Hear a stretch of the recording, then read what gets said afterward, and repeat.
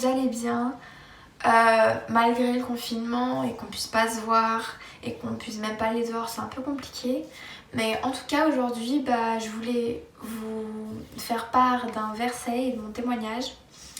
Mon verset il se trouve dans première lettre de Jean, chapitre 4, verset 8. Et il dit « La crainte n'est pas dans l'amour, mais l'amour parfait bannit la crainte, car la crainte suppose un châtiment. Et celui qui craint n'est pas parfait dans l'amour. » Donc on voit que l'élément principal dans ce verset c'est la crainte.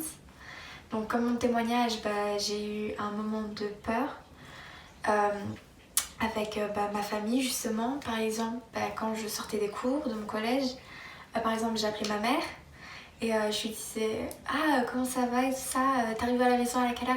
Et Johanna, elle arrive quand? Dans combien de temps?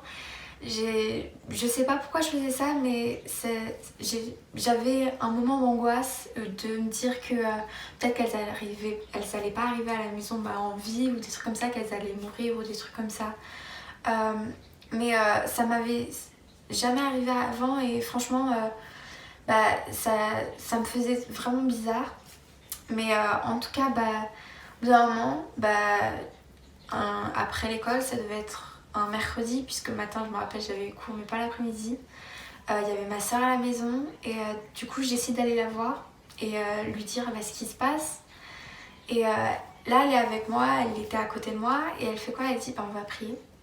Je dis d'accord. Donc du coup, on prie ensemble. Et moi, je prie, elle prie.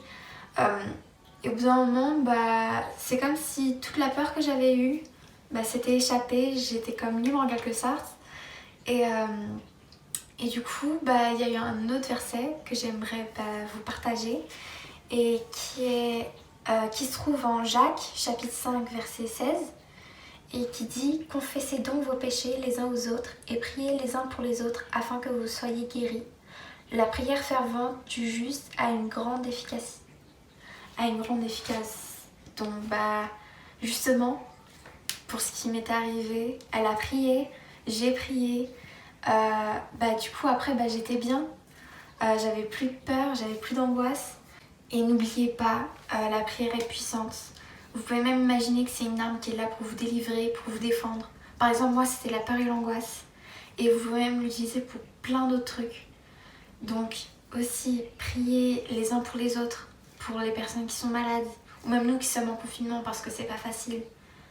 Et du coup, merci de m'avoir écouté, que Dieu vous bénisse et je vous fais plein de bisous.